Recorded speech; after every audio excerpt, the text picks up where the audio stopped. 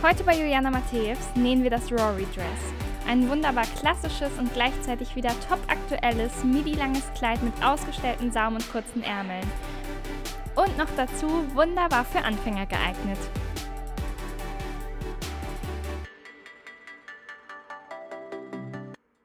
Hallöchen ihr Lieben, ich bin's Juliana vom DIY-Modelabel Juliana Matejevs. Ganz egal ob mit oder ohne Näh- und DIY-Erfahrungen, mit uns könnt ihr euch selbst exklusive, trendorientierte und verantwortungsvolle Mode schaffen. Heute nähen wir unser Ready-to-Sew Rory Dress und zwar in der Farbe Bluebird. Ich persönlich liebe es total, ich finde es schmeichelt jeder Figur extrem. Es hat einen tiefen V-Ausschnitt, leicht ausgestellte Ärmel, auch einen ausgestellten Saum und es ist halt einfach mega cool, weil man ein Teil trägt und von Kopf bis Fuß quasi komplett und stylisch angezogen ist. Das Kleid ist auch gar nicht so schwierig zu nähen, auch für Anfänger wirklich gar kein Problem. Vielleicht denkt sich der ein oder andere erstmal so, oh je, ein Reißverschluss und auch noch ein nahtverdeckter, was soll das werden? Aber ihr werdet schnell merken, dass wenn ihr meiner Anweisung einfach Schritt für Schritt folgt und das alles richtig angeht, dann ist es überhaupt nicht schwer und ihr habt dann ganz schnell ein Aha-Erlebnis und bestimmt ein richtig, richtig cooles Resultat am Ende. Ja, ich würde sagen, macht einfach direkt gleich mit, Schritt für Schritt. Ich zeige euch alles, wie es professionell geht und trotzdem einfach ist. Und ihr pausiert einfach zwischendurch, wo ihr es braucht, macht dann immer nach und wiederholt auch einfach so oft, wie ihr es persönlich braucht. Dann kann nichts schief gehen und ihr könnt auch nichts vergessen. Wenn ihr die Juliana Matejevs Rory Dress Box schon habt, dann kann es direkt losgehen, denn wie immer habt ihr bereits alles da, was ihr braucht und das in der richtigen Menge und in super, super guter Qualität. Und ja, dann kann es direkt losgehen. Und bevor ich es nachher vergesse, liked und kommentiert doch bitte unbedingt dieses Video, wenn es euch gefällt und abonniert auch unseren Kanal. Dann könnt ihr kein Teil, ob Kleidungsstück oder Accessoire unserer neuen Kollektion mehr verpassen. Ja, und dann würde ich sagen, lasst uns mal gemeinsam in die Box schauen. Als erstes haben wir hier einen Umschlag mit zum Beispiel Informationen zur Pflege. Dann natürlich unseren Oberstoff, hier aus leichtem Denim. Unsere Einlage, die wir gleich für die Belege brauchen. Unsere beiden Schnittbögen. Farblich passendes Nähgarn. Einen nahtverdeckten Reißverschluss. Einen Nähfuß dafür. Und unser Stoffetikett. Zusätzlich brauchen wir nur noch eine Stoffschere, eventuell, wenn ihr möchtet, eine kleine Stickschere zum Fäden abschneiden, eine Papierschere, etwas zum Ausmessen wie Handmaß oder Maßband, Stecknadeln und eine Nähnadel. Und natürlich Zugang zu einem Bügelbrett, Bügeleisen und einer Nähmaschine. Okay, pro Größe von unserem Kleid haben wir 2 Schnittbögen. Ich nehme mir jetzt mal einen vor und falte den auseinander.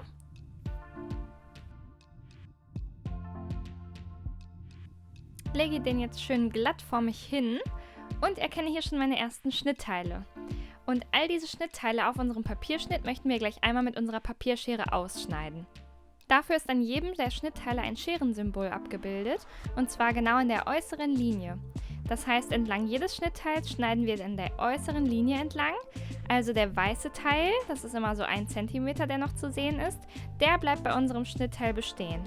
Denn das ist unsere Nahtzugabe, also die Zugabe, die wir beim Nähen brauchen, die später innen verschwindet und mit der wir unsere Naht fertigen. Den Teil, der als Schnittbild gekennzeichnet ist, könnt ihr einfach ganz grob ausschneiden. Den brauchen wir nur, weil er uns gleich veranschaulicht, wie wir unsere Schnittteile aus Papier auf unseren Stoff auflegen. Das ist kein Schnittteil selbst, sondern dient uns nur zur Orientierung. Ihr habt es vielleicht auch schon gesehen, wir haben 2 Bögen, weil unsere Schnittteile eben zu groß sind, um sie auf einen Bogen zu bringen. Deshalb ist es ganz wichtig, dass wir beide Bögen erstmal ausschneiden und an den Schnittteilen ist dann immer bei der Hälfte, also da wo das Schnittteil endet, ein Buchstabe und das Schnittteil, was auch diesen gleichen Buchstaben zeigt, das kleben wir dann gleich an das andere Schnittteil dran. Zeige ich euch aber gleich nochmal im Detail, nur damit ihr euch schon mal nicht wundert beim Ausschneiden.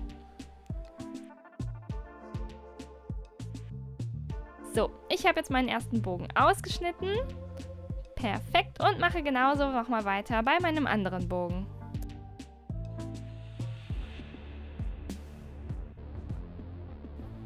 Hier schneide ich jetzt zum Beispiel meinen Ärmel aus. Es ist ja auch immer auf jedem Teil gekennzeichnet, was es genau ist. Das ist jetzt also der Ärmel. Wir haben aber sonst noch Vorderteil, Rückteil. vorderes Seitenteil und rückwärtiges Seitenteil sowie unseren Halslochbeleg im Vorderteil und im Rückenteil. Da steht unter anderem auch drauf, wie oft ihr jedes Teil zuschneiden müsst und aus welchem Material. Und auch wichtige Indikatoren sind da gekennzeichnet, also die vordere Mitte zum Beispiel. Es gibt dann noch Knipse, also die kleinen Querzeichen, die uns später zur Orientierung dienen. Und dann natürlich noch die Fadenlaufslinie, also die Linie, die parallel gleich zu unserer Stoffkante liegen muss, damit auch alle Teile schön ordentlich ausgeschnitten werden. Dazu aber gleich noch mehr. Und genau, während des Ausschneidens guckt euch das Ganze einfach mal an, dann werdet ihr schon ein kleines Stückchen schlauer.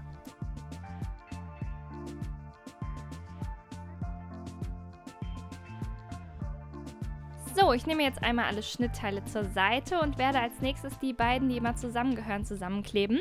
Dafür brauchen wir noch ein bisschen Tesafilm. Ich habe jetzt mal hier links alle Unterteile, also alle, die so ein bisschen trapezförmig ausgeschnitten sind, die Schnittteile. Und rechts einmal die Oberteile. Und gucke hier jetzt nochmal nach den Buchstaben.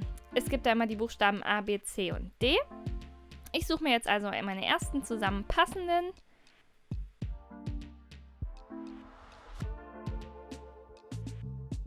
Lege mir die beiden Schnittteile einmal genau voreinander hin, sehe, das passt ja wunderbar und möchte mir die jetzt einfach nur mit einer Tesafilmlinie aufeinander kleben.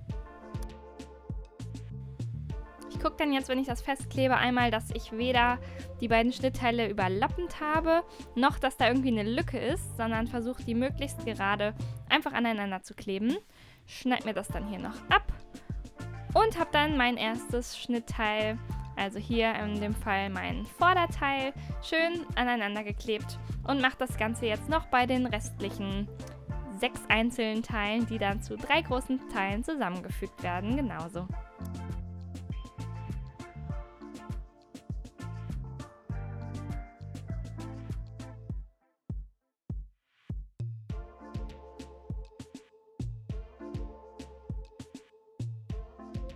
So, wunderbar, dann ist jetzt alles fertig vorbereitet und wir können als nächstes mal unseren Stoff nehmen.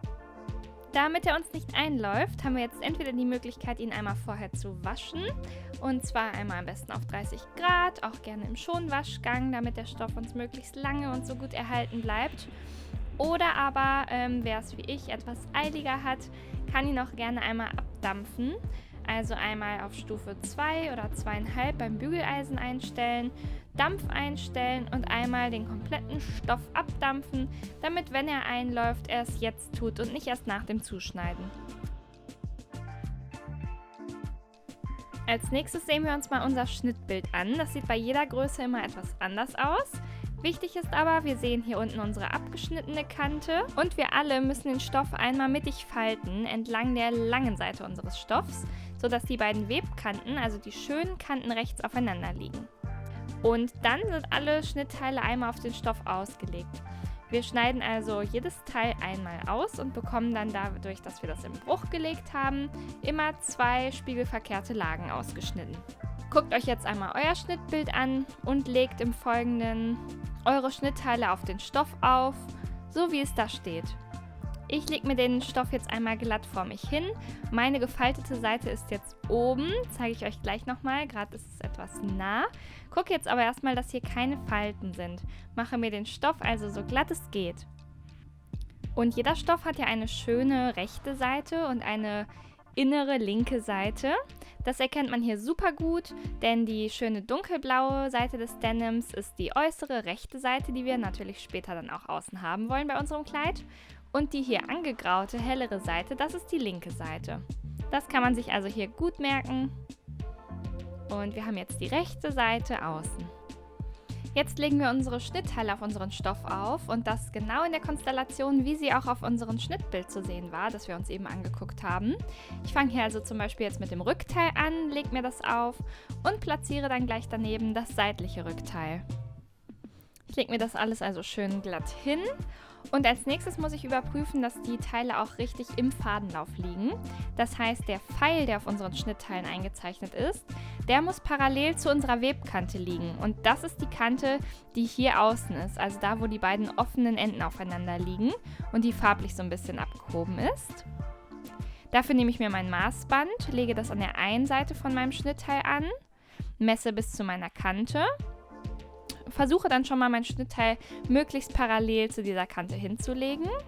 Gehe dann etwas weiter rechts bei meinem Schnittteil und achte darauf, dass ich das jetzt nicht irgendwie verschiebe. Messe da noch einmal zur Kante und hier soll der Abstand jetzt gleich sein. Das heißt, ich halte es links fest, habe jetzt zum Beispiel gesehen, es muss rechts noch deutlich weiter runter, damit der Abstand geringer wird und genauso wie links ist. Und messe mich dann immer noch mal ein Stückchen weiter vor. Wenn der Abstand von meinem Pfeil zur Kante dann überall gleich ist, dann kann das Schnittteil so liegen bleiben und wir möchten es im nächsten Schritt feststecken. Dafür nehmen wir uns immer eine Stecknadel, stechen durch unser Papier und durch beide Lagen von unserem Stoff und stechen dann in einem Abstand von 1 cm wieder durch die Lagen nach oben, sodass die Nadelspitze dann oben wieder aus unserem Papier sticht. Das Schnittteil möchte ich jetzt einmal komplett auf dem Stoff feststecken und das auf allen Seiten. Es sollte immer in so einem Abstand von 10-15 cm eine Nadel stecken. Das macht es uns dann gleich leichter beim Zuschneiden.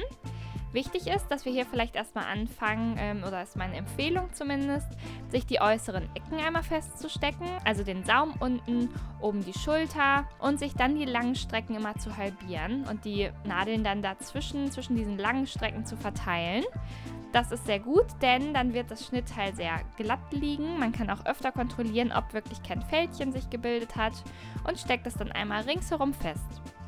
Das habe ich jetzt also auch bei meinem Rückteil getan und die Teile kann ich jetzt ausschneiden. Das mache ich mit meiner Stoffschere, indem ich einfach entlang der äußeren Kante meines Schnittteils aus dem Papier schneide und zwar durch beide Lagen von unserem Stoff, sodass, wenn wir das Schnittteil dann einmal ringsherum ausgeschnitten haben, wir 2 spiegelverkehrte rückwärtige Seitenteile und Rückteile haben. Ich probiere auch hier wieder möglichst gerade und möglichst nah an meinem Schnitt zu schneiden und auch mal mit beiden Lagen von dem Stoff gleich abzuschließen, sodass die beiden Teile möglichst gleich sind. Und wenn ich einmal komplett drumherum geschnitten habe, dann ist es jetzt wichtig, dass wir uns die Knipse markieren. Das sind die kleinen Querzeichen, so kleine Querstriche auf unserem Schnitt, zum Beispiel auf Taillenhöhe oder da, wo der Reißverschluss endet. Und da schneiden wir einmal quer ein durch Schnittpapier und Stoff und aber nur 2-3 mm, nur mit der äußersten Spitze unserer Schere, um uns hier einfach einen kleinen Knips, also einen kleinen Orientierungspunkt zu machen, den wir dann beim Nähen aufeinander legen können mit dem Schnittteil, das daran genäht wird, denn das wird genau in den gleichen Abständen einen Knips aufweisen und so macht es uns das Nähen dann viel leichter. Aber bitte Achtung, wirklich nur mit der aller äußersten Kante. Auf keinen Fall darf der Knips tiefer gehen, als die Nahtzugabe ist. Also nicht tiefer als 1 cm, ganz und gar nicht. Lieber nur 2-3 mm. Wenn ihr euch sicher seid, dass ihr alle Knips an eurem Schnittteil, das ihr gerade ausgeschnitten habt, markiert seid, dann legt es euch erstmal kurz zur Seite und schneidet das nächste, hier bei mir das Rückteil aus. Und auch hier bitte einmal ringsherum schneiden und anschließend die Knipse markieren. Kleiner Tipp am Rande, hier bei größeren Schnittteilen, ihr seht es ganz gut, ich positioniere immer meine linke Hand auf dem Stoff, daneben wo ich schneide, um einfach noch so ein bisschen mehr zu garantieren, dass alle Lagen aufeinander liegen und kann so ganz gut ausschneiden. Die untere Seite der Schere führe ich übrigens die ganze Zeit auf dem Tisch entlang. Auch so macht es mir das Ganze mal ein bisschen stabiler und ordentlicher. Nachdem ich auch hier wieder die Knipse markiert habe, ziehe ich mir den ganzen Stoff wieder etwas rüber. Hier platziere mir den auf meinem Tisch oder auf dem Fußboden. Mache mir das Ganze wieder schön glatt und nehme dann meine nächsten 2 großen Schnittteile. Ihr seht bei eurem Vorderteil, dass an der vorderen Mitte keine Nahtzugabe gegeben ist. Das liegt daran, dass wir das Schnittteil direkt an dem Bruch, also an der umgeklappten Kante, platzieren möchten, um nämlich keine Naht in der Mitte zu haben, sondern das Teil aufklappen zu können. Dann legen wir hier noch unseren rückwärtigen Halslochbeleg mit auf unseren Stoff und sind jetzt wieder bereit, unsere Schnittteile festzustecken. Ich fange hier unten an bei meinem vorderen Seitenteil. Das stecke ich nämlich ganz genauso fest wie die anderen auch, die ich eben gemacht habe, also das Rückteil und das rückwärtige Seitenteil. Ich messe also wieder vom Fadenlauf bis zur Kante, stecke mir das Teil, wenn es gerade liegt, einmal komplett ringsherum fest und dann wäre das bereit zum Zuschneiden. Vorher aber noch ein paar Worte zum richtigen Vorderteil, also das, was wir jetzt an unsere Bruchkante legen möchten. Ich schiebe es etwas runter, damit ihr das besser erkennen könnt. Hier oben, das ist meine umgefaltete Kante vom Stoff. Und genau die Kante der vorderen Mitte von meinem Schnittteil schließt jetzt mit der Kante ab von meinem Stoff. Da ist kein Platz dazwischen. Kante von Stoff trifft direkt auf Kante vom Schnittteil. Da möchten wir auch gleich nicht durchschneiden, ganz wichtig, denn das Teil möchten wir aufklappen können. Soll also ein symmetrisches Teil werden. Ein Teil, was ein Stück von unserem Körper rechts und ein Teil, das ein Stück von unserem Körper links bedeckt. Da soll es keine Schnittkante geben, keine Naht. Bitte legt das an und schneidet hier nicht durch. Schneidet lediglich an den anderen Seiten euer Schnittteil aus, so wie ich es euch jetzt gleich zeige. Erstmal aber wieder alles schön feststecken, so dass das Schnittteil gut und glatt aufgelegt ist. Das machen wir auch noch mit unserem Halslochbeleg. Da ist egal, wo der liegt, könnt ihr einfach auflegen, da wo Platz ist zwischen den Teilen. Und jetzt fange ich an zu schneiden. Und zwar an dieser Kante. Und das andere Schnittteil dann natürlich gleich auch noch. Ich fange hier oben an, bei meinem Ausschnitt. Das ist ja gleich mein Halsausschnitt, mein Dekolleté. Da schneide ich einmal hoch bis zur Schulter. Wie man gesehen hat, in der Mitte, in der vorderen, habe ich nicht geschnitten. Schneide die Schulter aus und dann hier, wo gleich mein seitliches Vorderteil angesetzt wird und angenäht wird, schneide ich hier einmal komplett runter. Und dann nur noch den Saum. Das war's. Ich habe nicht die vordere Mitte ausgeschnitten. Ich markiere mir dann auch hier wieder meine Knipse, schneide dann hier meinen Beleg nochmal aus, schneide mein vorderes Seitenteil aus.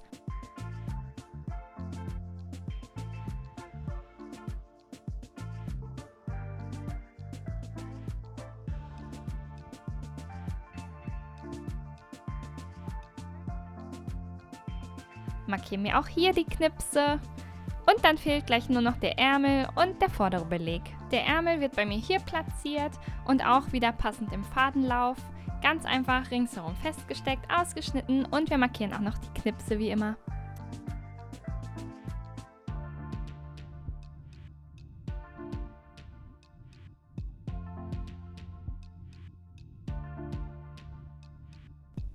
Das letzte Teil, das wir zuschneiden müssen, ist unser vorderer Beleg. Und auch hier sieht man wieder, es gibt keine Nahtzugabe in der vorderen Mitte, denn die wird auch hier wieder an unsere Bruchkante gelegt. So, hier sieht man das ganz gut. Ich lege das wirklich direkt dort an, stecke mir da meine Nadel, mache mir den Beleg jetzt überall fest und schneide ihn aus, nur nicht an der vorderen Kante, denn auch hier möchten wir ihn wieder aufklappen können.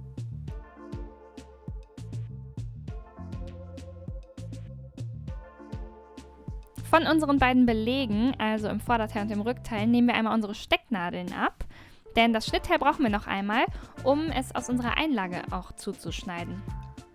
Wir nehmen uns dann einmal unser Stück Einlage und falten das einmal der Länge nach in der Mitte. Welche Seite jetzt außen ist, ob die raue oder die weiche, ist egal. Und an unsere Bruchkante, die wir jetzt hier gefertigt haben, legen wir dann wieder unseren vorderen Beleg direkt an die Kante, sodass auch hier gleich wieder ein Teil zum Aufklappen entsteht. Ich stecke mir das einmal fest.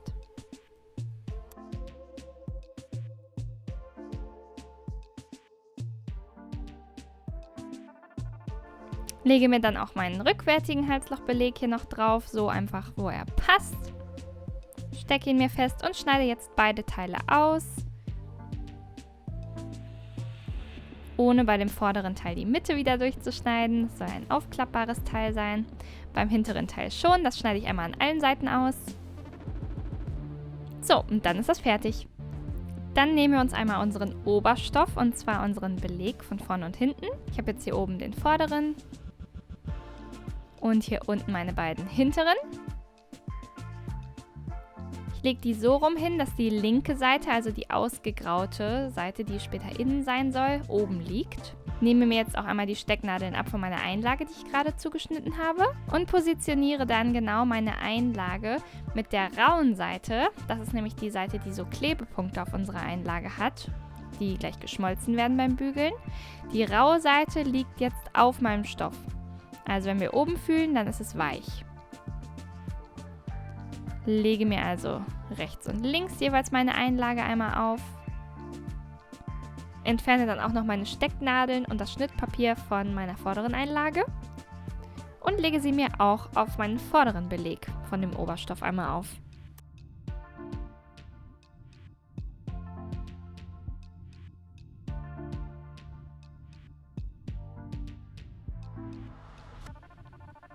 Gucke hier schon mal grob, dass das passt und nehme mir die Teile jetzt so wie sie sind mit ans Bügelbrett und Bügeleisen, welches ich auf eine Stärke von so 2,5 eingestellt habe und werde dann jetzt die Einlagestoffe auf meinem Oberstoff befestigen und bitte macht es auch.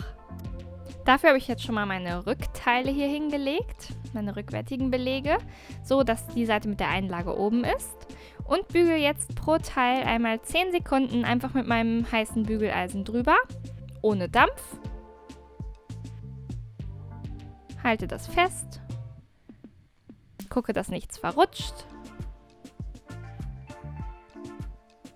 Und mache das dann auch noch auf meiner anderen Seite. Alles klar, dann sieht das Ganze so aus. Die beiden Lagen haben sich jetzt zusammengefügt, dadurch, dass die Klebepunkte geschmolzen sind. Und wir haben jetzt einen etwas stabileren Beleg, der es uns einfach möglich macht, dass das Ergebnis noch professioneller und hochwertiger ist und auch länger hält. Das möchten wir natürlich auch bei unserem vorderen Beleg. Und hier gucke ich einfach mal, dass ich mir das immer beim Bügeln noch etwas zurechtziehe und die Einlage richtig und gut positioniert auf unserem Stoff liegt. Ist aber überhaupt nicht schlimm, wenn das an der einen oder anderen Stelle ein bisschen übersteht, egal ob Einlage oder Stoff. Da kommt es nicht auf eine Millimeterarbeit an. Allgemein soll das einfach grob und gut getroffen sein und nicht irgendwie ein Fältchen aufgebügelt sein. Dann ist schon alles perfekt.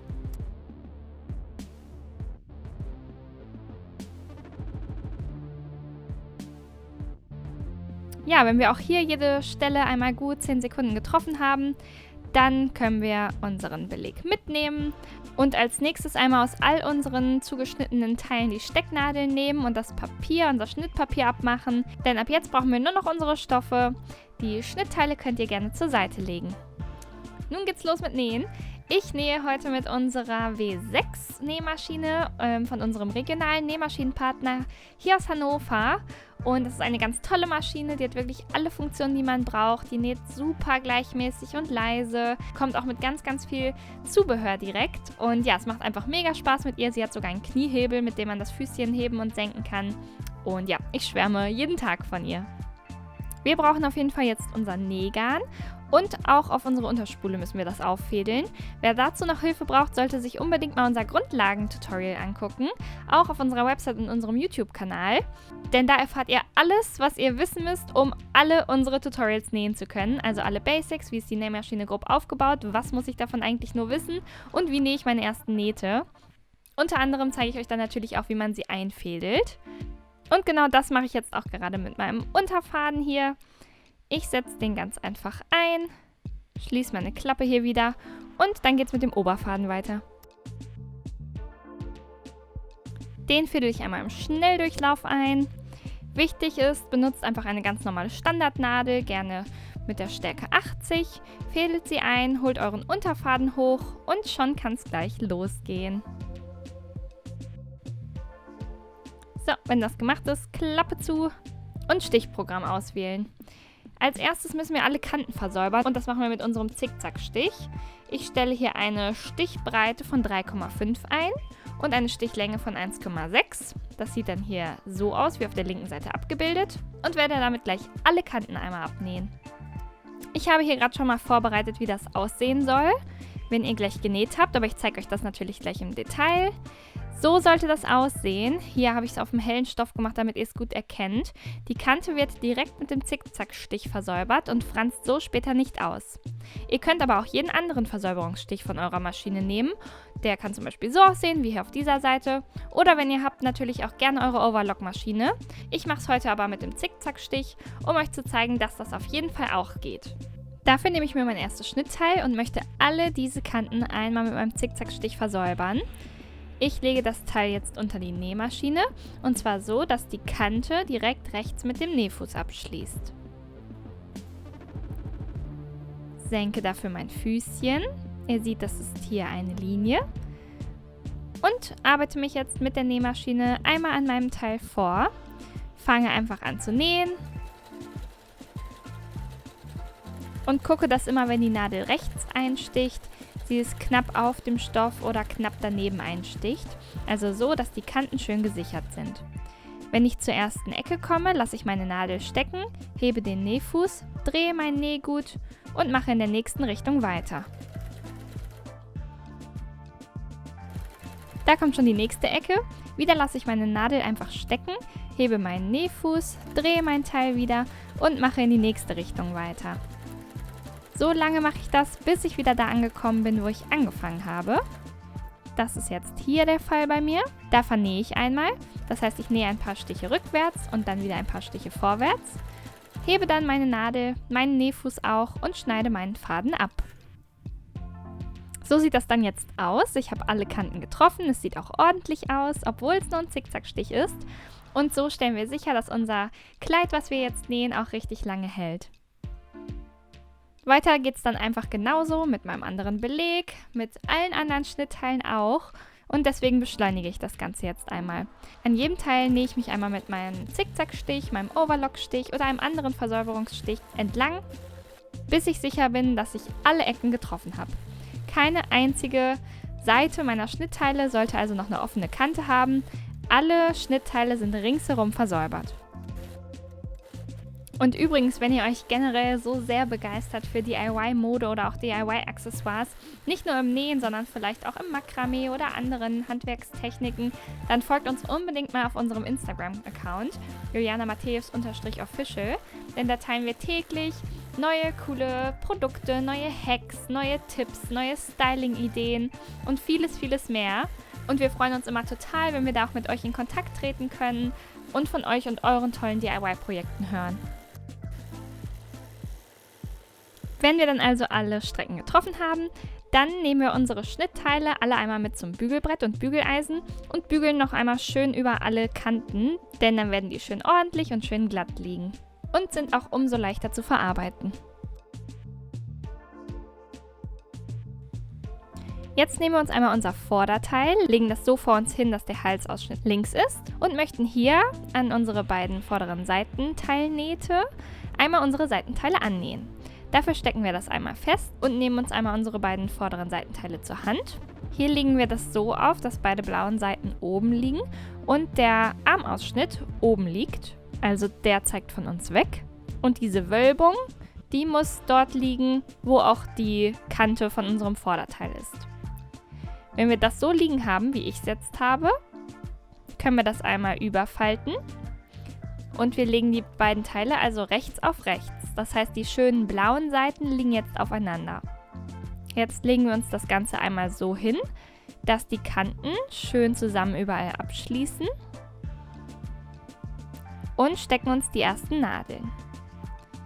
Die Nadeln stecke ich von ungefähr einem Abstand von 1 cm. Hier links die erste und die Nadeln liegen parallel zu unserer Kante, die wir da haben.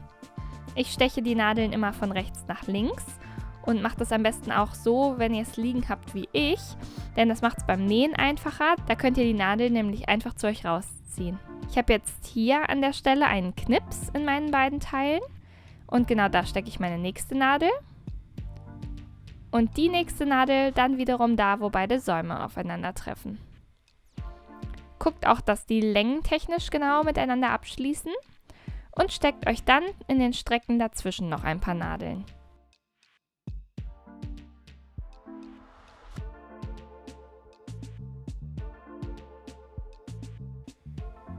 Wir stecken jetzt insgesamt auf dieser ganzen langen Strecke wieder so viele Nadeln, dass immer ungefähr im Abstand von so 10 cm unsere nächste Stecknadel kommt, denn dann sind die Strecken gut aufeinander befestigt und wir haben keine Probleme beim Nähen. Hier bei der Wölbung achtet darauf, dass ihr da irgendwie kein Fältchen oder so einarbeitet. Arbeitet euch da einfach Stück für Stück vor und schaut, dass die Strecken gut aufeinander liegen.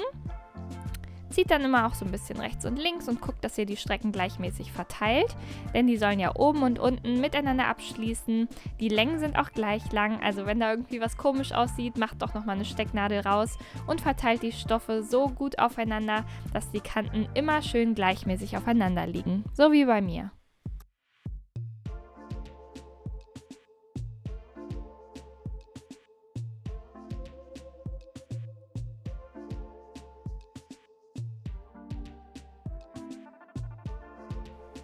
So, ich bin jetzt zufrieden damit.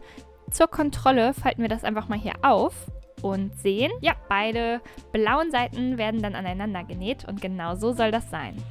Wir nehmen jetzt das Teil, drehen uns das nochmal um, sodass wir jetzt den Ausschnitt rechts liegen haben und setzen auch gleichzeitig mit unseren Stecknadeln einmal unser anderes vorderes Seitenteil an. Wenn ihr euch übrigens unsicher seid, welches jetzt das vordere Seitenteil ist, weil das ja sehr ähnlich zum rückwärtigen Seitenteil aussieht, dann ist das, was im Armloch nur einen Knips hat. Hier kommt es also schon wieder. Und auch hier stecke ich das genauso fest, indem ich es übereinander klappe, sodass die rechten beiden Lagen aufeinander liegen und arbeite mich einmal mit meinen Stecknadeln von ganz links nach ganz rechts vor, denn ich möchte auch hier die ganze Strecke aufeinander stecken und befestigen. Jetzt merkt ihr vielleicht auch, wie hilfreich diese Knipse sind, die wir am Anfang mit unserer Schere markiert haben, denn das sind ja richtige Orientierungspunkte. Die Knipse sollen also immer aufeinander liegen und damit befestigen wir dann die Stecknadeln, sodass die Strecke durch Anfang und Endpunkt und die Knipse aufgeteilt ist und wir es so leichter haben, die Stoffstrecken gut aufeinander zu legen. Diese Strecke, die wir jetzt hier auch wieder gesteckt haben, werden wir jetzt gleich nähen, und zwar von ganz links vom Saum bis hoch zur Schulter. Und auch hier der kurze Kontrollblick. Ja, alle blauen Seiten verlaufen dann zueinander. Cool! Und auch das Rückenteil möchten wir an unsere seitlichen Rückteile bringen. Und so legen wir unser seitliches Rückteil einmal vor uns hin. Das ist das mit dem Armloch. Erkennt ihr also hieran ganz gut. Und es ist auch das Schnittteil, was 2 Knipse im Armloch hat. Und dann nehme ich mir mein dazu passendes mittleres Rückenteil zu. Das ist das mit dem Halsausschnitt oben. So sollen die jetzt also liegen. Man sieht, das wird ganz gut passen. Und dann falte ich mir die beiden Teile einmal über, und zwar wieder rechts auf rechts, sodass die beiden blauen Seiten aufeinander liegen. Und stecke mir einmal die Strecke, wie ich es zuvor beim Vorderteil gemacht habe, von Anfang bis Ende fest mit Stecknadeln, sodass alle 10-15 cm eine Stecknadel steckt. Kontrolliere auch, dass die Knipse alle schön aufeinander liegen. Und oben und unten die beiden Stofflagen schön miteinander abschließen.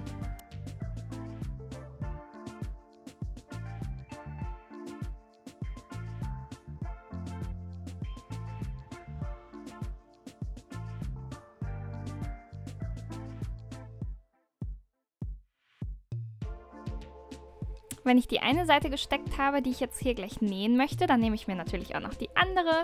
Das mache ich genauso, nur dass das Ganze dann am Ende natürlich spiegelverkehrt bei rauskommt, damit ich eine linke Seite von meinen Rückteilen habe und eine rechte.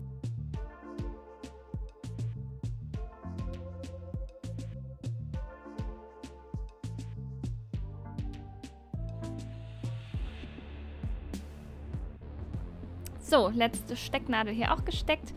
Diese lange Strecke werde ich gleich nähen, genauso wie bei meiner anderen Seite und bei meinen Vorderteilen auch. Und das nehmen wir jetzt mal mit an die Nähmaschine. Ab jetzt nähen wir das Kleid die ganze Zeit nur noch in der folgenden Einstellung. Wir wählen den ganz normalen Geradstich mit einer Stichlänge von 2,5. Das ist die ganz normale Standardeinstellung, der ganz normale Standardstich. Und das ist der einzige, den wir für dieses Kleid brauchen. Um zu testen, ob alles richtig eingefädelt ist, empfehle ich es, ein Reststück von unserem Originalstoff einmal zu nehmen, das doppelt zu legen und einfach mal eine gerade Naht zu nähen. Denn dann sehen wir, ob alles richtig ist und können gegebenenfalls noch Fehler beheben.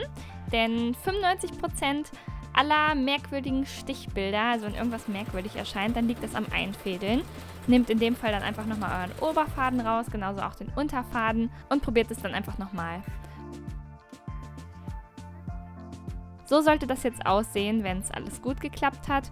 Die Naht ist schön gerade von oben und unten. Es bilden sich keine merkwürdigen Schlaufen, sondern es sieht ganz genau gleich aus von beiden Seiten. Und es hat auch eine gute Festigkeit. Dann kann es also losgehen. Ich nehme mir jetzt also mein erstes Teil, nehme die erste Nadel raus, die ich gesteckt habe, und lege den Stoff so an, dass er bei meiner 1 cm Linie anfängt. Das heißt, die Naht, die ich jetzt mache, ist 1 cm von der Kante entfernt. Wer dazu noch Hilfe braucht, schaut gerne mal ins Grundlagenvideo, denn da erkläre ich das nochmal genauer.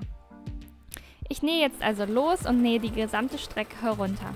Am Anfang habe ich verriegelt, das heißt, ich habe erst ein paar Stiche vorwärts genäht, habe dann ein paar Stiche rückwärts genäht und habe dann wieder in die Richtung genäht, in die ich gerne nähen möchte. So dass der Faden einmal komplett verriegelt ist und die Naht auch nicht mehr aufgehen kann. Wenn ich dann nähe, ziehe ich immer die Stecknadeln, zu denen ich dann in die Nähe komme, wieder heraus und halte mir mein Nähgurt mit den Händen fest, während ich nähe. Achtet dabei darauf, dass ihr möglichst gerade näht und keine Fältchen in den Stoff näht. So, das war es eigentlich schon zu der Erläuterung für die Nähte. Wir nähen hier einmal komplett herunter und achtet bitte immer darauf, dass die beiden Kanten, die hier rechts liegen, die beiden offenen, immer gleich miteinander abschließen. Das ist ganz wichtig. Beide Teile sollten einen Abstand von 1 cm von der Kante zur Naht haben. So wird das Ergebnis dann am besten.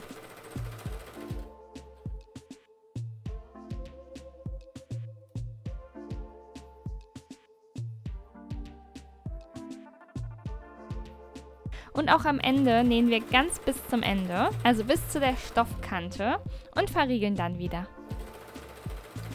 Ich benutze hier heute den automatischen Fadenabschneider, nicht wundern, hebe aber auch meinen Nähfuß, hebe meine Nadel, ziehe dann vorsichtig mein Nähgut weg und wenn ich den automatischen Fadenabschneider nicht benutzt hätte, würde ich meinen Faden jetzt einfach abschneiden und zwar so, dass er noch ungefähr 10 cm ab der Nadel herausragt.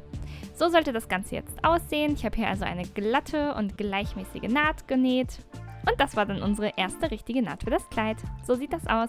Beide schönen rechten Seiten treffen aufeinander. Ja, und genauso mache ich das bei meinen restlichen 3 Nähten auch, die wir uns zuvor gesteckt haben. Ich senke hier wieder meinen Nähfuß, fange an zu nähen für ein paar Stiche, verriegle dann meine Naht und nähe hier ganz komplett herunter. Und das beschleunige ich jetzt nochmal. Wer dazu Fragen hat, schaut sich das bitte von eben nochmal an. Ansonsten wird das hier etwas den Rahmen sprengen. Denn die Nähte sind ja doch sehr lang.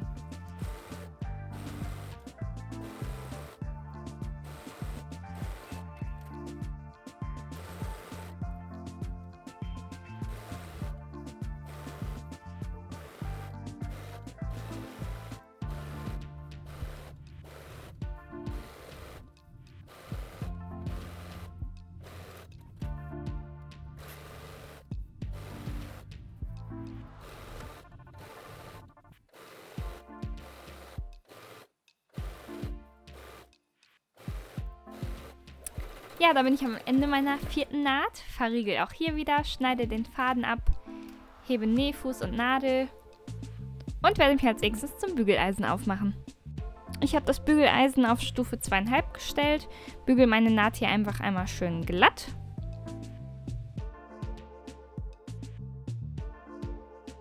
Und mache das Ganze auch noch mit den anderen Nähten, die ich gerade genäht habe.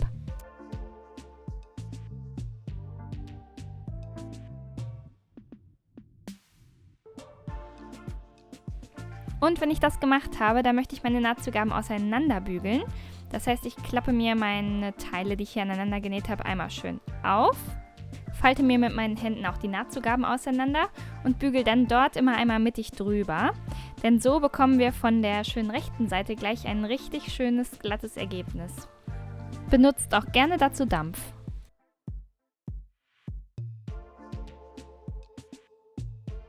Ja, und wenn wir dann die Nahtzugaben schön auseinander gebügelt haben, dann können wir uns das ganze Teil nochmal umdrehen, sodass die rechte Seite oben liegt und auch einmal von außen schön rüber bügeln. Also merkt euch gerne die 3 Schritte, denn die wiederholen wir jetzt nach jedem Nähen immer. Die Nahtzugaben einmal platt bügeln, dass sie schön glatt liegen, dann die Nahtzugaben auseinander bügeln und dann einmal umdrehen und von außen bügeln. Und schaut mal, wie ordentlich das Ergebnis wird. Das sieht doch richtig, richtig gut aus. Als nächstes möchten wir unseren Reißverschluss einnähen und dafür nehmen wir uns einmal unser rechtes Rückteil und möchten hier in der hinteren Mitte unseren Reißverschluss ja jetzt einnähen. Der sieht so aus. Er ist nahtverdeckt, das heißt von außen sieht man ihn ganz, ganz wenig. Und den ziehen wir uns einmal auf. Wir legen ihn uns so an, dass die Seite mit dem Nupsi sozusagen nach unten zeigt. Also die Seite, die aussieht, als wäre sie hinten, die liegt jetzt gerade oben.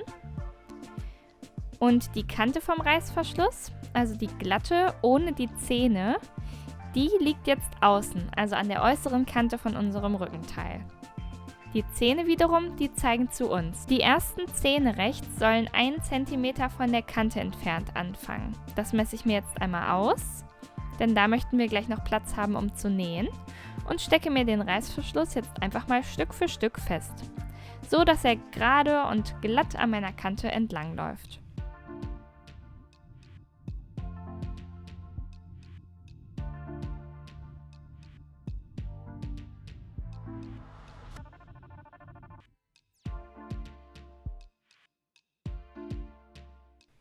Ich arbeite mich hier Stück für Stück vor.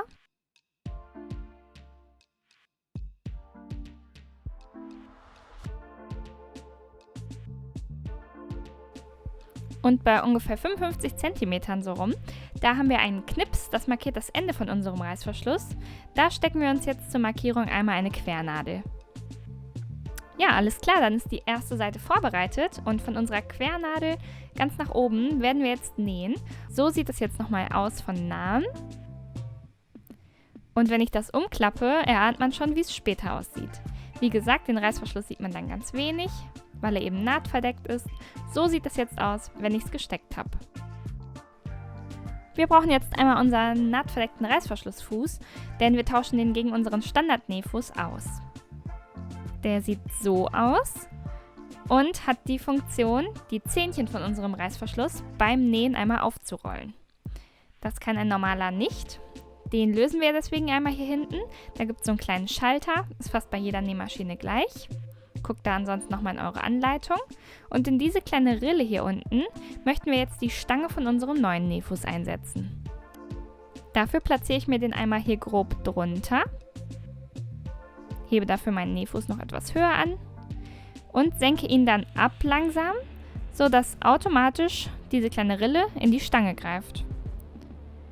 Habe den Nähfuß jetzt einmal komplett gesenkt und dann ist es schon automatisch eingerastet. Das heißt, wenn ich es jetzt wieder hebe, ist der Nähfuß automatisch gefasst. So solltet ihr das jetzt auch einmal machen.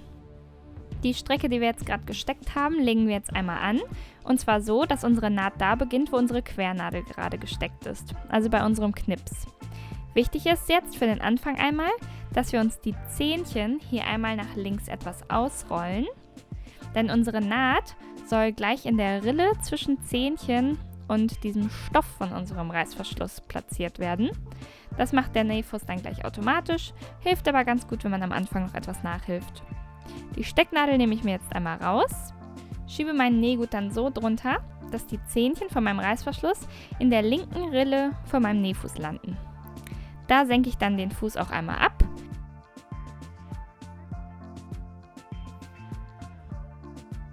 Bewege das Handrad dann einmal, um die Nadel in die Tiefstellung zu positionieren und kontrolliere hier nochmal, ob sie auch nicht die Zähnchen erwischt hat, sondern knapp daneben näht.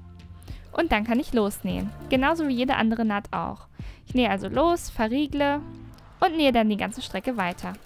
Und ihr seht, wenn ihr mal darauf achtet, dass die Zähnchen jetzt immer in die Rille umgeklappt werden, ganz automatisch. Und meine Naht näht deswegen immer ganz, ganz knapp an den Zähnchen, was super schön ist und den Reißverschluss eben auch so nahtverdeckt macht.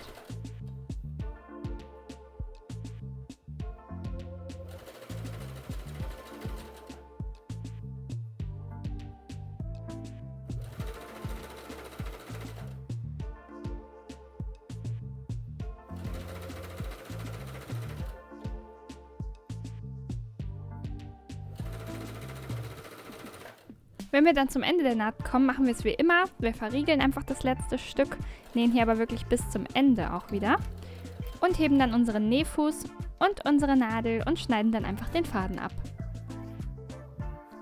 So sollte unsere Naht dann jetzt aussehen. Wenn wir uns hier die Zähnchen wieder ein bisschen aufrollen, dann können wir unsere Naht erkennen und durch diese Führung von unserem Nähfuß ist sie auch schön gerade und genau an der Stelle, wo sie sein sollte. So ist das Ergebnis dann gleich, wenn wir den Reißverschluss beendet haben.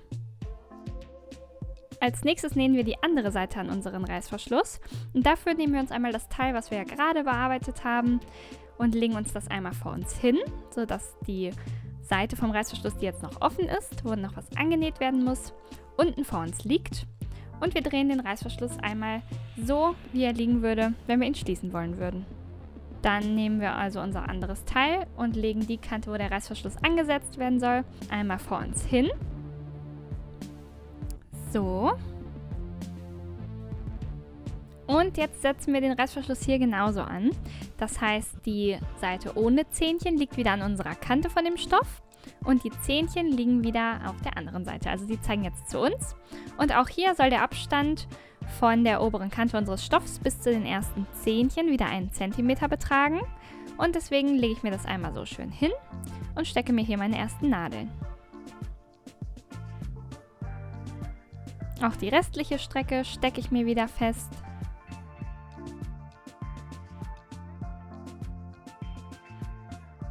Und bei meinem Knips stecke ich mir wieder eine Quernadel, damit ich sehe, wo die Naht beendet werden soll. Und die Naht nähe ich jetzt als nächstes. Wie eben auch positioniere ich mir meinen Stoff hier einfach unter meinem Nähfuß. Fange hier am oberen Ende an, rolle mir meine Zähnchen wieder etwas auf, nehme meine erste Nadel heraus, fange an zu nähen, verriegel wieder und nähe die ganze Naht hier runter.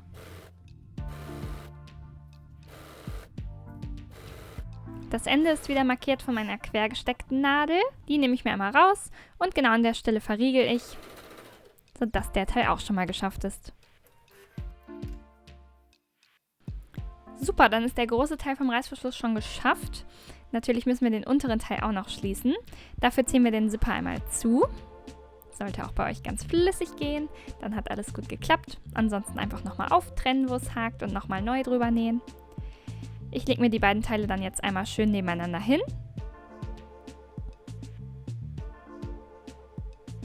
Und falte sie mir rechts aufeinander, sodass ich die restliche Strecke, also die in der hinteren Mitte, die jetzt noch offen ist, auch noch zusammennähen kann.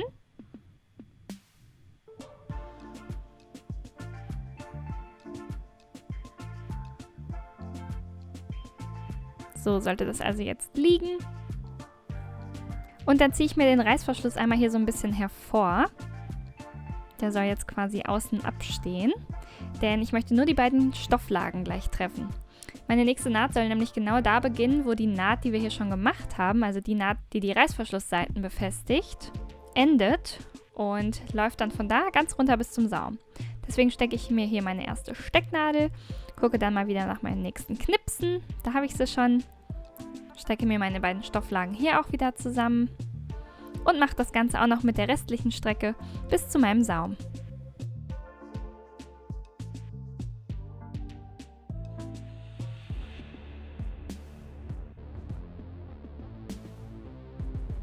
Gut, wenn dann wieder alles gesteckt ist, dann nähen wir diese Strecke einmal zusammen. Als nächstes brauchen wir einmal unseren ganz normalen Reißverschluss-Nähfuß. Das ist ein Standardfuß, der bei den allermeisten Maschinen schon dabei ist, deswegen auch nicht in der Box enthalten. Und den erkennt man daran, dass er nur mittig so wie so einen kleinen Schuh hat und man mit der Nadel entweder rechts oder links näht und da nämlich dann keine Barriere mehr hat, die einen irgendwie stoppen könnte. Wir setzen dieses Füßchen so an, dass wir rechts mit der Rille in das Stäbchen haken, also die Nadel sozusagen von dem Nähfuß aus eher rechts positioniert ist. Das ist wichtig, denn wenn wir jetzt bei der Naht, die wir eben genäht haben, direkt anfangen möchten, haben wir nichts, was uns rechts irgendwie im Weg steht, also kein Füßchen, was da uns Platz wegnimmt. Wir positionieren uns das jetzt so, dass der Reißverschluss hier rechts schön hervorlugt, senken unser Füßchen und möchten mit der Nadel, mit dem Handrad, genau da einstechen, wo die Naht eben geendet hat. Macht das ruhig mal vorsichtig. Und wenn ihr das Gefühl habt, ja, das ist ganz gut, dann näht ihr einfach los, verriegelt und näht die ganze Naht in einem Abstand auch wieder von 1 cm bis ganz nach unten runter. Und Achtung, der Reißverschluss guckt hier die ganze Zeit rechts aus unseren Nahtzugaben raus. Der wird da nicht mit eingefasst.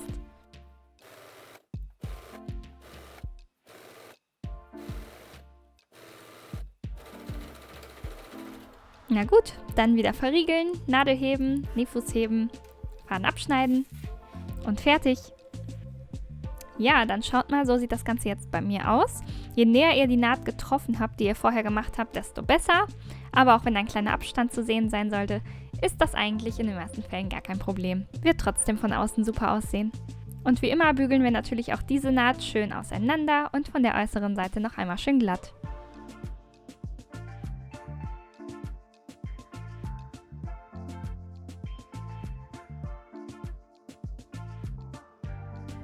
Ja, dann ist der nächste Schritt, unsere Seitennähte zu schließen. Dafür legen wir uns unser Rückteil, was wir gerade erstellt haben, so schön einfach mal vor uns hin, sodass die rechte Seite oben liegt. Und möchten dann hier von unserem Armlochausschnitt bis zu unserem Saum die nächste Naht nähen. Und dafür brauchen wir jetzt einmal unser Vorderteil. Das legen wir auch wieder rechts aufeinander, sodass die beiden Ecken hier von unserem Anfang des Armlochs aufeinandertreffen. Da stecke ich mir auch die erste Nadel.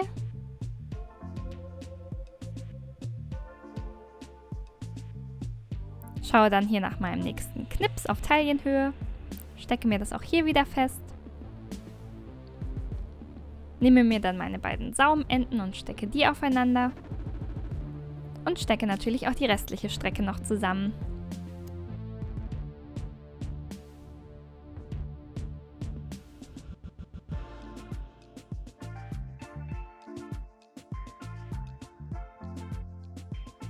So, als nächstes möchte ich mir jetzt meine Schulternähte hier aufeinander stecken. Und zwar hier die bei mir hier oben liegen. Dafür stecke ich einfach die beiden kurzen Strecken aufeinander.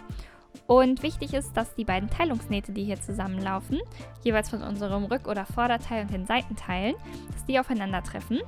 Und dafür stecke ich mir eine Nadel, und zwar genau von oben in die Naht bei 1 cm Entfernung und gehe dann mit der Spitze auch durch die Naht des anderen Teils, das ich annähen möchte, und stecke die dann einmal so quer. Danach muss ich nur noch rechts und links die Strecken feststecken.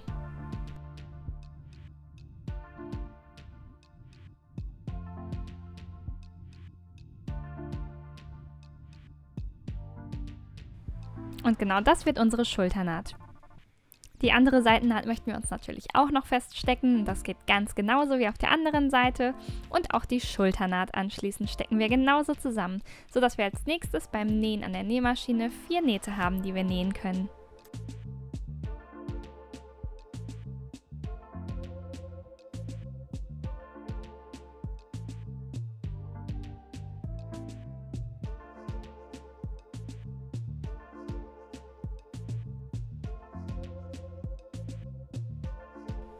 Jetzt tauschen wir einmal unseren Reißverschlussfuß gegen den ganz normalen Nähfuß vom Anfang aus, also der ganz normale Standard-Nähfuß.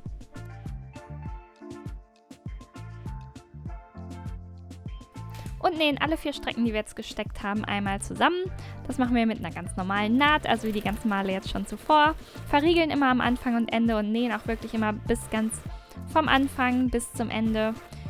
Nehmen immer zwischendurch unsere Stecknadeln raus und probieren einfach so möglichst ordentlich wie es geht zu nähen, immer 1 cm von unserer Kante entfernt.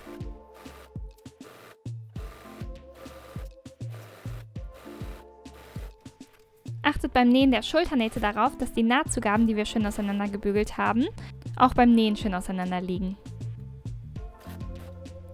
So sollte das jetzt aussehen, wenn das genäht ist. Und wenn man dann von außen schaut, dann sieht man auch, dass es ein schöner Verlauf ist. Die Nähte fließen quasi ineinander über und so sollte das aussehen. Wenn das aber minimal versetzt ist, macht euch da keinen Stress. Das ist ja eh nur auf den Schultern, da guckt uns bestimmt eh niemand hin. Das wäre gar kein Problem. Dann wie immer, weil Bügeln ja schon die halbe Miete ist, bügeln wir alle Nahtzugaben von allen Nähten, die wir gerade genäht haben, schön auseinander und auch von der Außenseite dann wieder platt.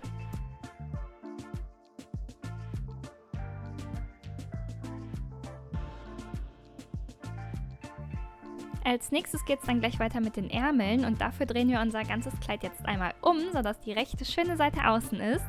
Und das ist so einer meiner Lieblingsmomente, wie immer, wenn man dann schon sieht, dass das Kleid richtig Form angenommen hat und dann auch nochmal kontrollieren kann, ob alles gut geklappt hat.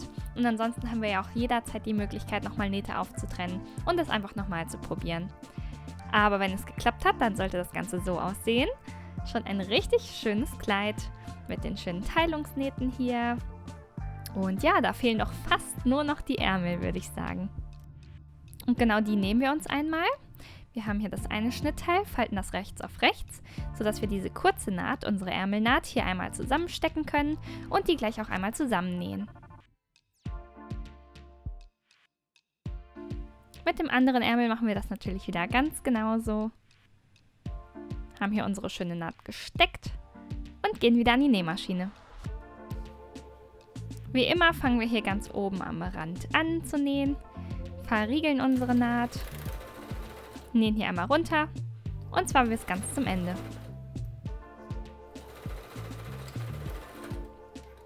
Perfekt.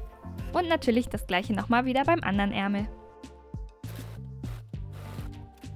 Schaut mal her, so sollten auch eure Nähte jetzt wieder aussehen.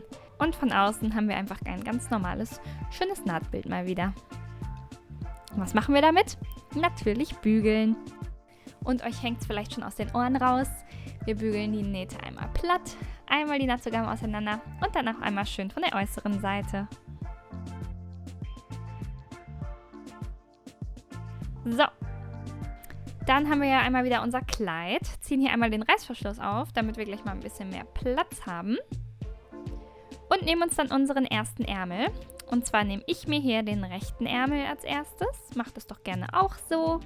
Ihr erkennt daran, dass es der richtige Ärmel ist für das Armloch, das ihr euch jetzt vornehmt. Wenn ihr nämlich die Naht von dem Ärmel auf die Seitennaht legt, rechts auf rechts, so nämlich, dann sollte jetzt hier vorne die Seite von dem Ärmel sein, die nur einen Knips hat. Und hinten in unserem Teil, also dort bei dem Ärmel, was hinten an unser Kleid angenäht werden würde, dort sind 2 Knipse. Ich greife jetzt hier mal von innen in mein Armloch, da wo die Seitennaht ist, und lege mir die beiden Nähte, also von Ärmel und Seitennaht, einmal schön aufeinander. So, dass sie an der gleichen Kante abschließen. Nehme mir das einmal zwischen Daumen und Zeigefinger und ziehe mir das einmal durch mein Armloch durch, sodass ich jetzt quasi von innerhalb des Kleides zu diesem Armloch schaue und stecke mir die Nadel, wie zuvor bei meinen beiden Teilungsnähten von Vorder- und Rückteil, einmal quer durch die beiden Nähte, sodass die schön aufeinandertreffen. So, und das Ganze geschieht nämlich von der Kleidseite aus. Ihr steckt jetzt nicht von der Ärmelseite aus, sondern von der Kleidseite aus. Dann gucke ich einmal. Ich habe hier ein Armloch und ich habe ein Ärmel und das soll beides ineinander genäht werden. Und dafür habe ich gegenüberliegend von meiner Ärmelnaht einen Knips, der zeigt mir die Schulterposition. Dieser Knips soll also genau auf die Schulternaht gelegt werden. Dafür drehe ich mir das hier mal wieder ein bisschen um, stecke wieder aus meinem Kleid heraus meine Nadel, also von Schulternaht auf den Knips. Dann sehe ich, ich habe nur noch 2 Strecken zu verteilen, und zwar einmal im vorderen Ärmel in das vordere Armloch und der hintere Ärmel in das hintere Armloch. Ich fange hier einfach mal bei der einen Seite an und habe hier wieder 2 Lagen, die ineinander genäht werden sollen. Gucke einmal, hier habe ich einen weiteren Knips, auch der soll genau aufeinander liegen in beiden Lagen. Stecke mir da meine nächste Nadel und habe dann hier noch ein bisschen Strecke zu verteilen. Da ziehe ich einfach mal ein bisschen an beiden Lagen, sodass die Lagen gleichmäßig lang werden. Denn nicht wundern, der Ärmel ist ein ganz, ganz kleines bisschen länger im Schnittteil als unser Kleid. Und das ist auch richtig so, das ist nämlich für die Bewegungsfreiheit. Wenn wir aber an beiden Teilen so ein bisschen ziehen, dann können wir die auch gleich lang machen, stecken da unsere Nadeln wieder und sind dann fast good to go oder good to sew. Und müssen jetzt nur noch unsere andere Ärmelseite stecken und das machen wir genauso. Hier gibt es wieder Knipse, die wir aufeinander stecken. So. Und auch hier verteilen wir die Mehrweite oder die beiden Längen einmal schön aufeinander, sodass sie gleichmäßig gesteckt sind. Ja, genau so sollte das jetzt aussehen. Hier werden wir jetzt gleich einmal ringsherum nähen, im Kreis sozusagen, und den Ärmel mit einer Naht einmal einnähen. Aber zuvor stecken wir uns natürlich die andere Seite, also den anderen Ärmel, in unser anderes Armloch auch noch fest. Ich lege mir das hier wieder schön vor mich hin und nehme mir dann meinen anderen Ärmel und fange auch hier an, die Seitennaht einmal auf die Ärmelnaht zu legen, auch wieder rechts auf rechts. Genau so. Greife dann einmal von innen aus meinem Kleid an diese Kanten, die wir aufeinander gelegt haben, halte mir das wieder fest, drehe mir das einmal um, sodass ich wieder von innerhalb des Kleides stecken kann und fixiere mir hier als erstes wieder einmal die beiden Nähte aufeinander mit einer Quernadel.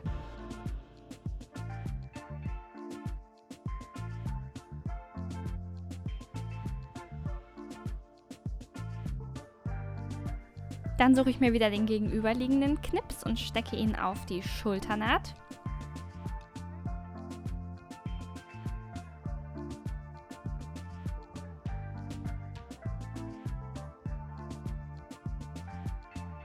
Stecke mir auch wieder aus dem Torso heraus meine Nadel.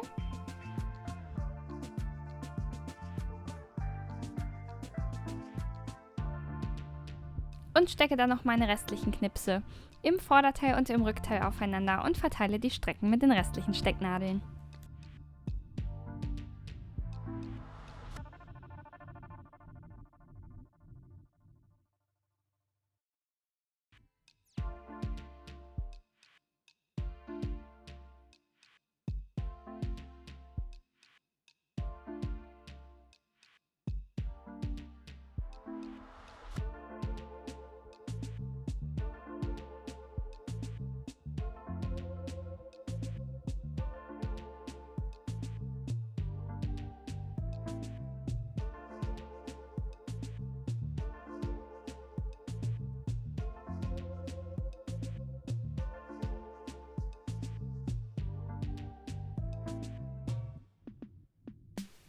So, wenn ich auch hier alles fertig gesteckt habe, dann können wir auch diese Strecke nähen.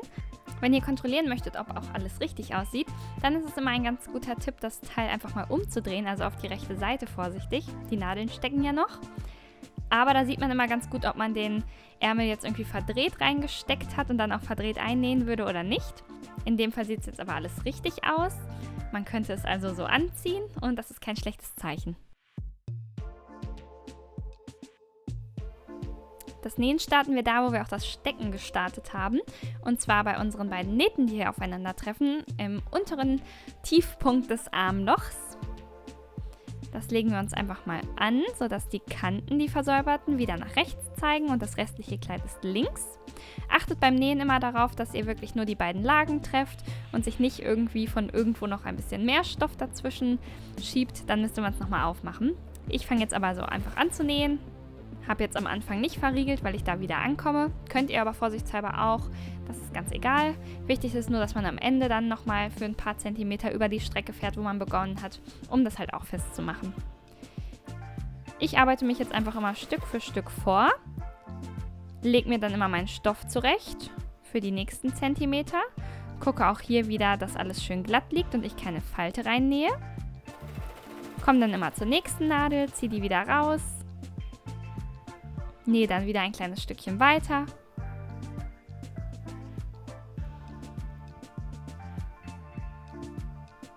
Und nähe dann einmal komplett um mein Armloch rum. Wenn ihr bei Nahtzugaben wieder vorbeikommt, dann achtet wieder darauf, dass die schön auseinandergelegt genäht werden. Also so, wie wir das auch gebügelt haben.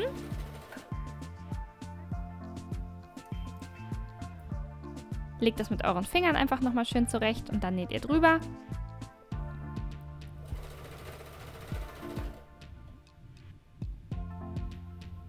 Bis da, wo wir eben angefangen haben zu nähen.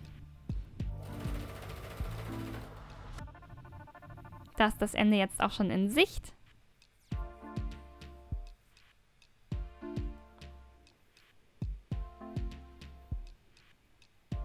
So. Macht immer nicht zu viel Strecke auf einmal, sondern legt es euch einfach alle paar Zentimeter nochmal schön hin. Dann ist es am einfachsten und es kann auch nichts schief gehen. Gut, und ich nähe jetzt einfach nochmal für 1-2 Zentimeter über die Naht, die ich am Anfang begonnen habe und verriegel dann, hebe wieder Nadel und Nähfuß und schneide den Faden ab. Natürlich machen wir genau das gleiche auch nochmal auf der anderen Seite.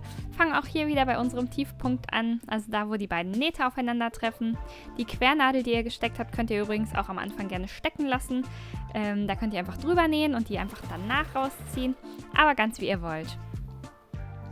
Ja, und dann nähe ich auch hier einmal komplett um das ganze Armloch rum, bis ich wieder an der Stelle ankomme, wo ich angefangen habe. Genau wie beim ersten Mal.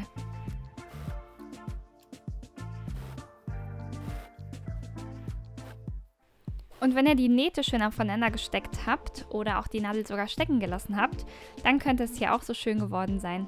Wie bei mir vielleicht, sodass die Nähte auch hier wieder ineinander überlaufen. Dann können wir uns jetzt einmal unseren vorderen Beleg nehmen und die beiden hinteren Belege und legen die rechts auf rechts, so wie ich es hier einmal vormache, auf den vorderen Beleg. Stecken die uns hier einmal mit einer Nadel fest. Rechts der sollte so liegen. Wenn man ihn aufklappt, sieht man auch, wie der Verlauf wird. Sieht also richtig aus. Und links der, den stecken wir nochmal genauso drauf.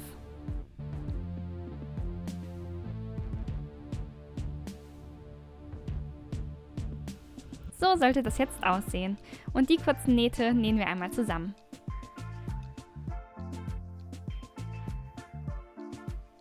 Das Ganze wird natürlich wieder in einem Abstand von 1 Zentimeter gemacht und von Anfang bis Ende, also von Kante zu Kante.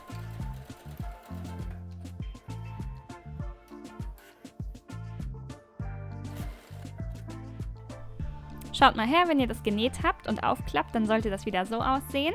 Und damit sich das natürlich auch möglichst schön und glatt legt, werden wir das auch wieder bügeln.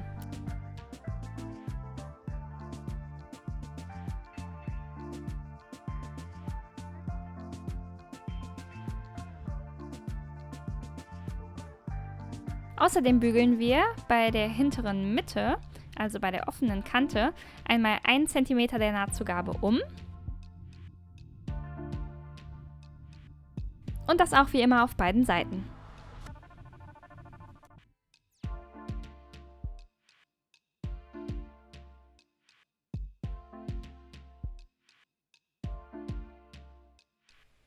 Ja, und diese Belege, also die Teile, die wir vorbereitet haben, um unsere Kante am Halsausschnitt schön zu machen, die legen wir jetzt einmal so an, dass wir die umgeklappte Kante an unseren Reißverschluss anlegen, also genau an die hintere Mitte, sodass das zusammen abschließt und auch beide Kanten hier links aufeinander liegen. Und da stecke ich mir meine erste Nadel.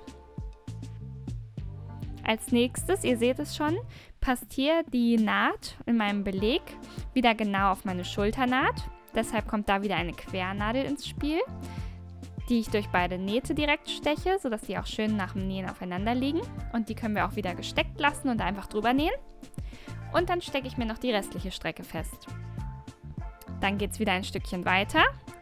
Als nächstes haben wir hier als markanten Punkt unseren V-Ausschnitt. Und da passt natürlich auch genau das V drauf von unserem Beleg. Da stecke ich mir meine nächste Nadel. Die kann auch gerne wieder so quer gesteckt sein. Und auch die Strecke hier teile ich mir durch ein paar Stecknadeln wieder schön auf.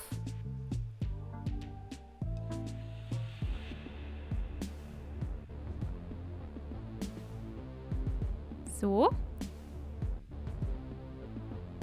Und dann geht es auf der anderen Seite weiter.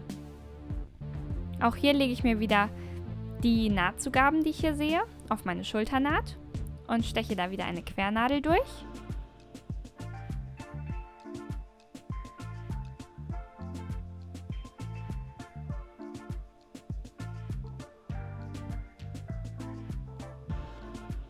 Und lege dann wieder hier auch die beiden Kanten schön aufeinander und steche sie mir mit Stecknadeln fest.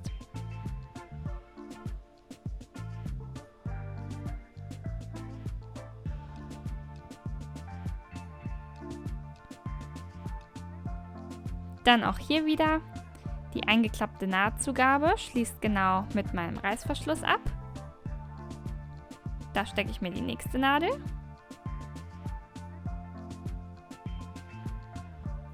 Und eine letzte Nadel noch einmal in die Mitte, hier bei meiner rückwärtigen Halslochstrecke. Ja, so sieht das Ganze dann jetzt aus. Und wir nähen jetzt von hier, wo ich gerade gesteckt habe, bis ins Vorderteil und wieder bis ins Rückteil, wo wir dann auch wieder bei unserem Reißverschluss enden werden. Das setzen wir jetzt um. Ich fange also hier an und genau dort, wo meine Zähnchen, also das letzte etwas transparentere Zähnchen, endet, genau daneben möchte ich meine Stiche beginnen lassen. Das ist ein guter Anhaltspunkt, denn natürlich soll auch rechts und links bei unserem Reißverschluss gleich alles auf einer Höhe enden. Und wenn wir einfach direkt hinter diesen Zähnchen anfangen, dann stellen wir das sicher. Ich nähe jetzt also, wie gerade gesagt, einmal komplett rum. Stelle auch hier wieder sicher, dass die Nahtzugaben schön auseinandergelegt sind, wenn ich darüber nähe.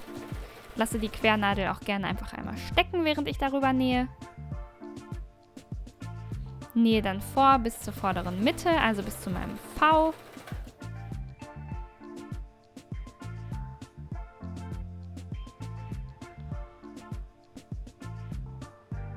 Da ist es wichtig, dass ich auch wirklich genau bei der vorderen Mitte ende, denn dann wird es möglichst symmetrisch. Und hier ist es dann wichtig, dass die Nadel genau in der vorderen Mitte auch stecken bleibt. Da kann ich dann nämlich einfach mein Füßchen heben. Wenn sie nicht genau dort stecken geblieben ist, betätigt einfach mal das Handrad und stellt so sicher, dass sie stecken bleibt. Dann können wir einfach das Füßchen heben, unser Nähgut einmal umdrehen und in die Richtung schieben, in die wir jetzt weiter nähen wollen. Und ganz einfach weiter nähen. Das war super easy, oder?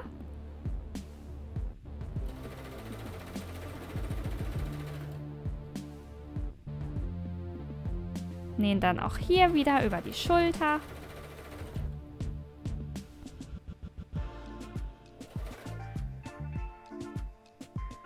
Kommen im Rückteil an. Sehen da auch schon das Ende unserer Naht, die wir jetzt nähen möchten. Nehmen uns da noch die letzten Stecknadeln heraus.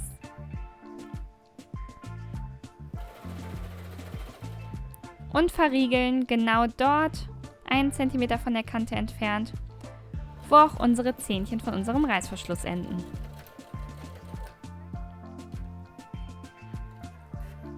Ja, da haben wir den Beleg dann schon mal angenäht. Damit der Beleg sich möglichst glatt legt, und das möchten wir ja, steppen wir jetzt hier auf dem Beleg ungefähr 1 mm von unserer Naht oder im Schatten der Naht, wie man hier sagt, entfernt einmal alles ab. Und zwar so, dass die Nahtzugaben in die Richtung des Belegs zeigen. Also auch beide Lagen der Nahtzugabe zeigen jetzt nach rechts. Ich fange hier an zu nähen, verriegle wieder und achte immer darauf, dass die Nahtzugaben alle schön nach rechts gelegt sind, während ich hier einfach drüber nähe. Und wie gesagt, möglichst nah am Schatten der Naht entlang. Und das ist ja auch wieder eine lange Strecke, also einmal bis zur anderen Seite.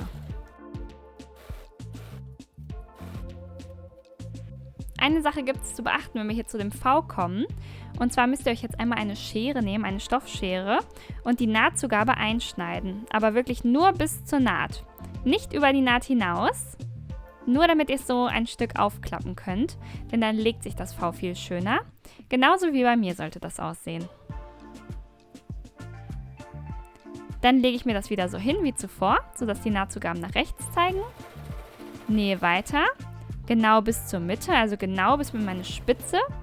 Lasse da die Nadel wieder stecken, hebe meinen Nähfuß wieder, ziehe mir das Ganze in die nächste Richtung, lege auch hier wieder meine Nahtzugaben schön nach rechts und nähe dann in die richtige Richtung weiter. Achtet dabei darauf, dass ihr hier keine Falten irgendwo einnäht. Und dann geht es einfach genauso weiter wie zuvor. Am Ende wieder schön verriegeln. Nadel heben, Nähfuß heben, abschneiden und dann ist der Beleg schon fast vollständig angenäht. Nur eine Kleinigkeit müssen wir noch machen. Ich hoffe, das hat bei euch auch so geklappt wie bei mir. Einfach ganz nah an der Nahtzugabe entlang. Die Nahtzugaben liegen zum Beleg geklappt. Dann wird es schön. Euch ist es wahrscheinlich aufgefallen, das Einzige, was wir nicht gebügelt haben, waren die Ärmel. Es legt sich einfach schöner, wenn man die nicht so sehr bügelt. Wir bügeln aber hier natürlich wieder. Und zwar möchten wir jetzt eine schön glatte Kante erzeugen. Und dafür legen wir uns einfach immer hier die Kanten einmal schön zurecht und bügeln da einmal mit Dampf drüber. Achtet darauf, dass in der Naht oder im Schatten der Naht kein Stoff verschluckt wird, sondern alles schön nach außen gekehrt ist. Der Beleg soll jetzt sauber nach innen umgeklappt werden und der Außenstoff soll schön nach außen geklappt sein. Ich lege mir das immer hier ein kleines Stückchen weiter. Bügel da wieder drüber, leg mir das hier schön in meine Form, die ich genäht habe und dampfe, bis ich es schön finde. Bei meinem V hier vorne lege ich mir natürlich den Beleg auch schön nach innen, bügel da auch bis in die Spitze und mache das gleiche noch auf der anderen Seite.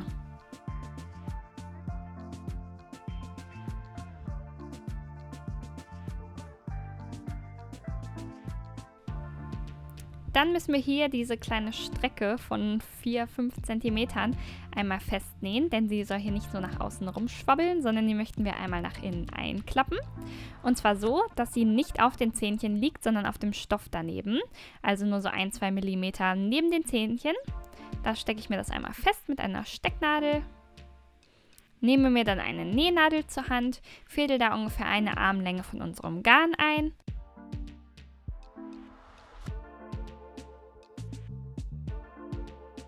Mache in das Fadenende einen Knoten, kann dann hinter meinem Knoten das Garn einfach kurz abschneiden. So, dann ist alles vorbereitet. Und ich fange jetzt an zu nähen mit ein paar Handstichen. Und zwar steche ich hier in die Kante einmal von unter dem Reißverschluss bis zwischen meine Lagen von Reißverschluss und meinem Beleg.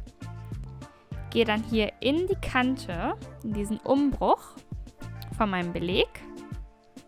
Ungefähr 3-4 mm später komme ich da raus.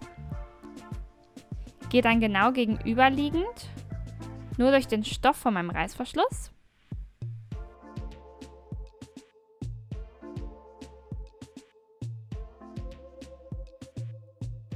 Gehe dann wieder in den Umbruch rein, wandere auch da so in dem Tunnel 3-4 mm weiter und mache das Ganze dann bis zu meiner Kante nach links.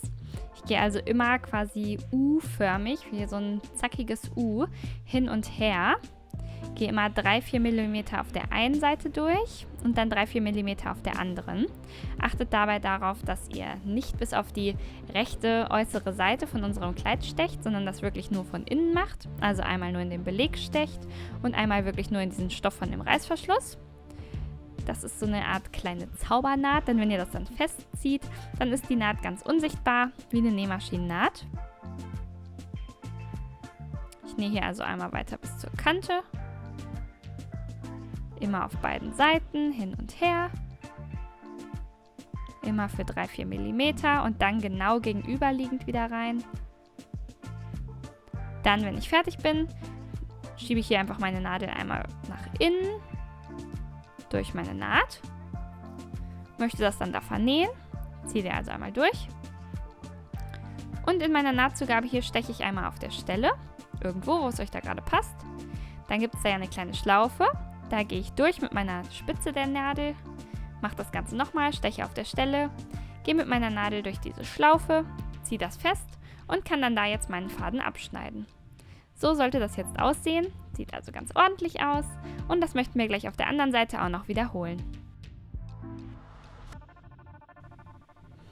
Auch die nehme ich mir vor, stecke erstmal meinen Beleg fest, wo ich ihn haben möchte, also leicht neben den Zähnchen von meinem Reißverschluss. Und nähe die Naht dann mit einem Handnähstich, den ich euch gerade gezeigt habe, auch hier einmal fest. Hier fange ich jetzt einfach meiner Spitze an, weil ich das Teil jetzt andersrum halte. Ihr könnt es natürlich aber machen, wie ihr mögt.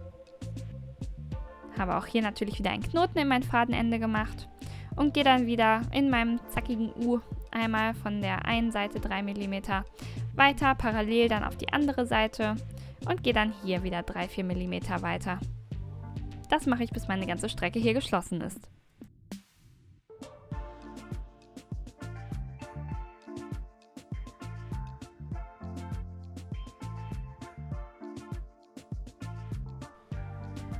Dann vernähe ich hier auch wieder, und zwar in der Nahtzugabe hier unten.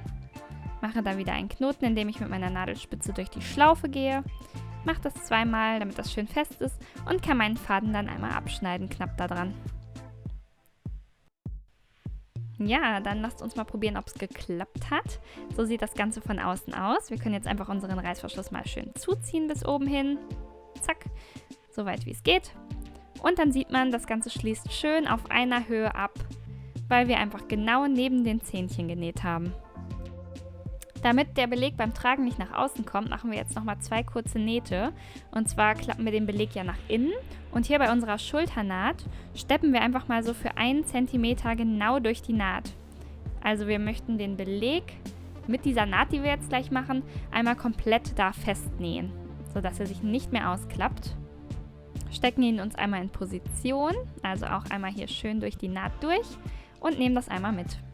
Ich lege mir das Teil einmal so unter die Maschine, dass die Naht auf mich zuzeigt. Senken einmal das Füßchen genau an der Position, dass die Nadel einmal genau die Naht oder den Schatten der Naht trifft. Nähe da wirklich nur einmal hin und her, um das zu verriegeln, und mache das Ganze noch auf der anderen Seite. Gern könnt ihr euch mit der Nadel auch und dem Handrad erstmal vortesten, um zu gucken, ob die Nadel, wenn ihr sie runter positioniert, auch genau im Schatten der Naht landet. Wenn ihr aber schon ein bisschen Gefühl dafür habt, könnt ihr das natürlich auch so machen.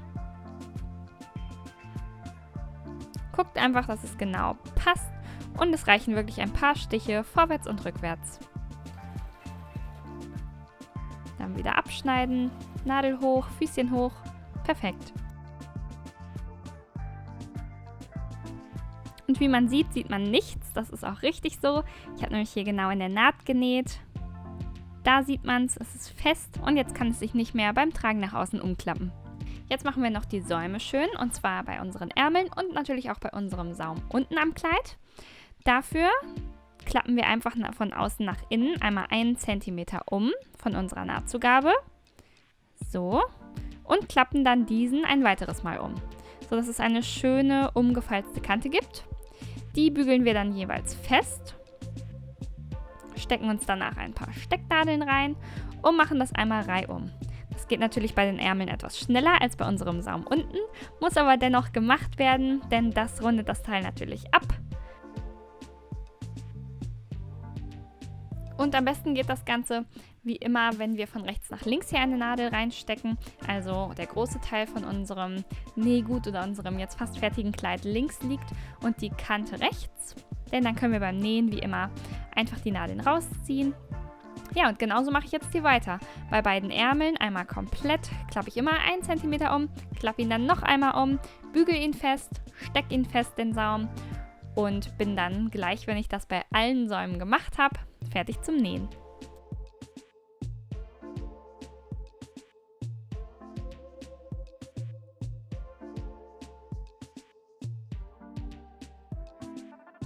Hier seht ihr es nochmal, beim Saum mache ich ganz genau das Gleiche.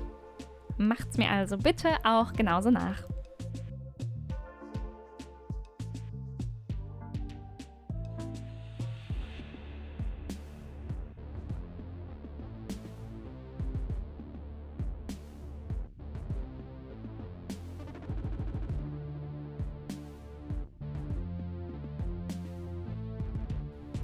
Ja, und was wir jetzt so fleißig festgesteckt haben, das möchten wir natürlich auch genauso fleißig annähen.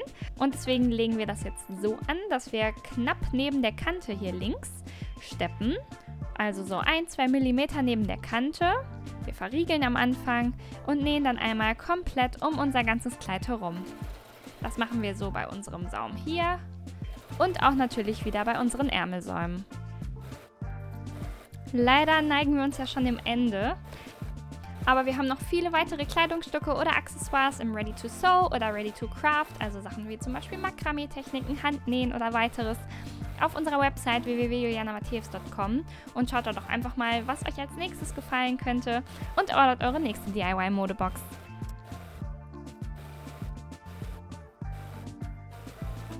So sieht das dann nämlich von außen aus. Wir haben hier eine Naht, 1 cm von der Kante entfernt, auch ganz schön ordentlich. Und das rundet unser Kleid doch perfekt ab.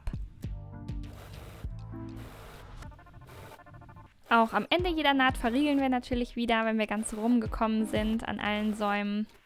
Können auch wieder 1-2 cm über die Naht, wo wir sie begonnen haben, nähen, um sie zu sichern. Und wenn wir dann alle Säume genäht haben, dann geht es natürlich wieder zum Bügeln. Und alle unsere Säume bügeln wir dann noch einmal richtig schön platt.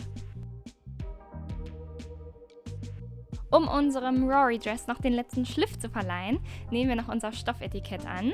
Ich nehme dafür einfach mal hier den Faden, den ich habe in meiner Nadel, doppelt und mache dann in beide Fadenenden zusammen einen Knoten, damit das etwas dicker aussieht, die Naht, die ich jetzt gleich mache.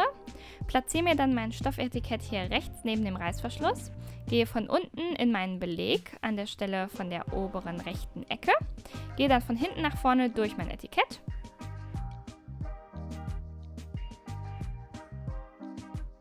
Dann hier durch den Beleg wieder, einfach durch so einen ganz kleinen Fitzel, 1-2 mm, nicht bis auf die rechte Seite vom Kleid, sondern nur durch den Beleg. Ziehe mir das fest, gehe hier nochmal durch den Beleg und dann wieder von hinten nach vorne in mein Stoffetikett. Ziehe mir das hier wieder fest, steche dann hier einmal ein, sodass ich wieder von unten in meinen Beleg rauskomme und vernähe meinen Faden, indem ich einmal auf der Stelle nähe und meine Nadel dann wieder durch die entstandene Schlaufe ziehe. So, vernähe das Ganze noch einmal und schneide meinen Faden hier ab. So, genau das gleiche mache ich natürlich auf der anderen Seite auch noch. Wie ihr seht, habe ich hier so einen kleinen Steg genäht. Das sieht total hübsch aus. Ich gehe auch hier wieder, wenn ich einen Knoten in mein Fadenende gemacht habe, von hinten nach vorne in den Beleg, durch mein Etikett. Nähe das auch hier wieder mit 2 Stichen fest.